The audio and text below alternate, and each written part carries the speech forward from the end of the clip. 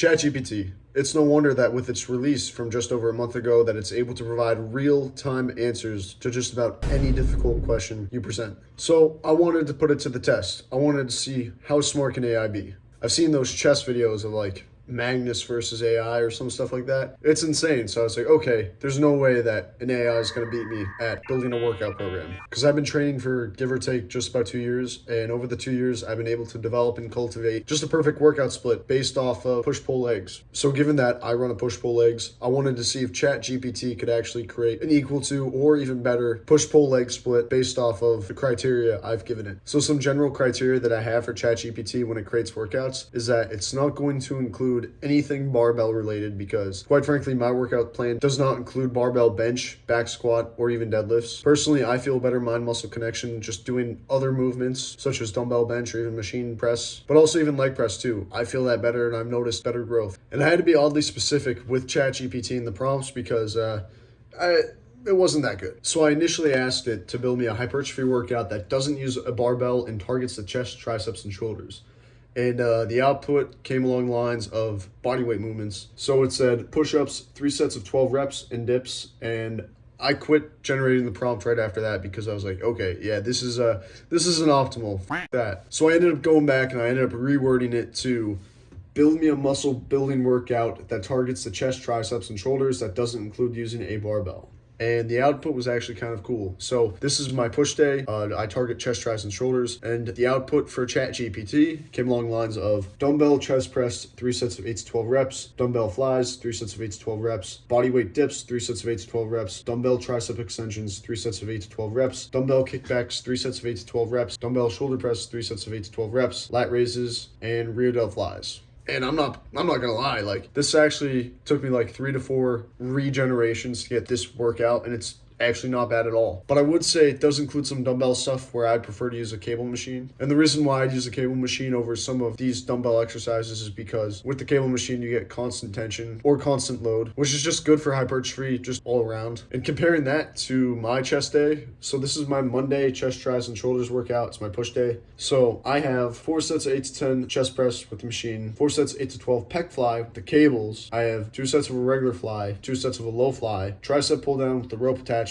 I have tricep pull down with the straight bar attachment, shoulder press with the dumbbells, adjust bench to 75 degrees. I have Egyptian lat raises, and then I included anything for neck at the end. So yeah, it's pretty similar. I'd say that the sets and the reps are around the same, and I was actually really surprised that ChatGPT was able to generate this good of a workout for me. Now, the only issue is that, again, that workout took me about 4 times to generate. So like the first 3 were just like complete garbage. I mean, you saw the first one, it was all body weight. I stopped it before it even kept moving. So to be quite honest, for the general person that is like new to lifting, they probably shouldn't use ChatGPT. They should talk to someone who's been in the gym for a while and has experience. Because I'm going to be honest, bro, just don't pull up to the gym, go to the weights, and then pull out your phone and look at your ChatGPT generated workout and just start doing push-ups right by the benches and the dumbbell rack. I would say any intermediate lifters that are looking to build a good workout and have some sense of idea of what's good and what works for them, then ChatGPT could be good, but just be weary. So for the next workout that ChatGPT ended up generating for me was a leg day workout. So again, I actually don't do push-pull legs. I do push legs pull, which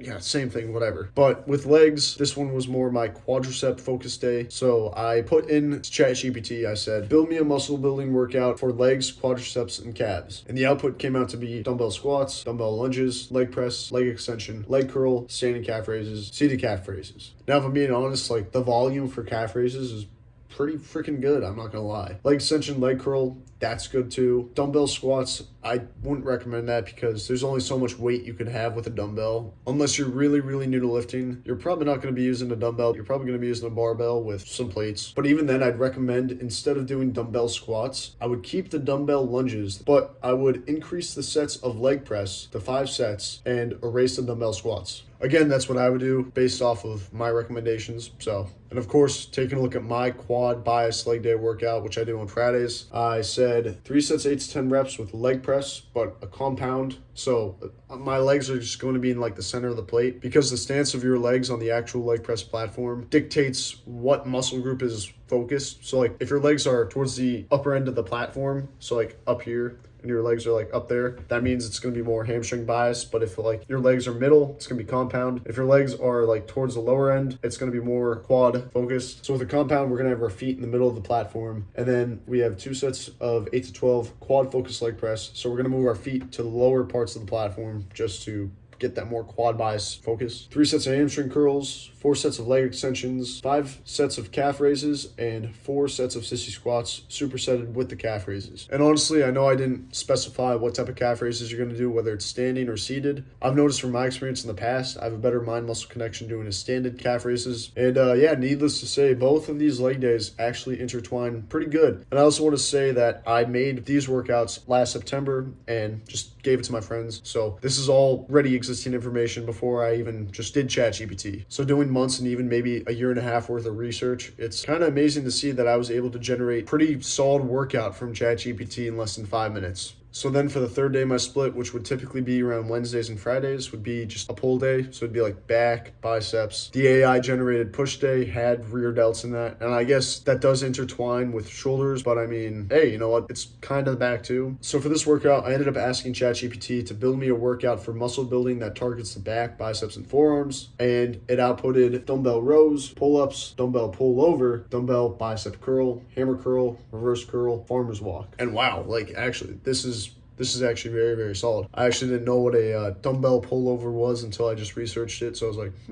it's pretty good. I would say the dumbbell pullover is the equivalent of you grabbing like the rope attachment on the cable machine and like pulling it down to your sides and using your lat muscles to do that, which again, I've done that before. I just never knew the name of it. But I noticed like with the cable machine, you're going to get a better mind muscle connection. All the big guys I see in the gym, I've never seen do a dumbbell pullover. I've noticed them do pullovers with the cable machine because again, constant tension. Dumbbell rows is a good one, but then you also want to factor in the fact you're not getting a chest supported row, which for the heavier movements, it is more beneficial to make sure that you have like chest supported area because you're more focused on the muscle and contracting the lat and your back in general, as opposed to just like leaning forward and just like getting, taken by the weight, which is why I don't recommend barbell rows, but I mean, that's my opinion. If you could do a chest supported row on a machine, I'd recommend it. If you do a cable row on a machine, I'd recommend it, but make sure your form is immaculate. Same with dumbbell rows. Again, the only issue with dumbbell rows is that you're not getting that constant tension because when you pull it back, you get the tension, and then when you let it down, it's like you don't really have that much tension at the bottom, as opposed to a machine or a cable. I guess the only argument that you could have for that is to not let your arm out all the way like that, but to leave it slightly contracted with the lat slightly contracted. Moving on, let's see. Pull-ups. So pull-ups is a good one, especially if you have weighted pull-ups. Just have a belt and like attach a plate to the belt. This one's pretty solid. I mean, the only issue is that you might have iffy form. So I definitely like doing lat pull downs more than that. But then again, that's my opinion. Dumbbell bicep curl, solid. Hammer curl, solid. Reverse curl, very solid. And the reason why reverse curl is very solid is because not only are you getting your bicep, but you're getting your forearms because it's a reverse grip. And farmer's walk, I guess that's a pretty good isometric.